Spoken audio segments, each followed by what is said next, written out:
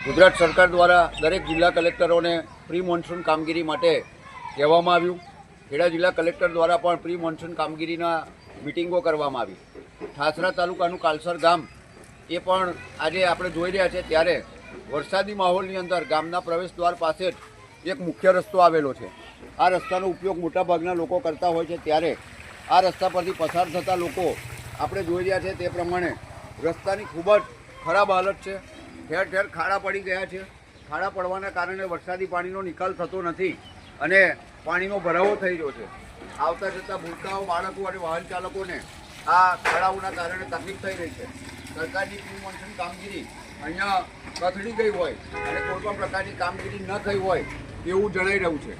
કાલસર ગામે વહેલામ વહેલી તકે આ મુખ્ય માર્ગ જે કહેવાય તે સરકાર દ્વારા તાકીદે બનાવવામાં આવે અને ગામ લોકોને પડતી તકલીફનું નિવારણ થાય તે સમયની માંગ છે.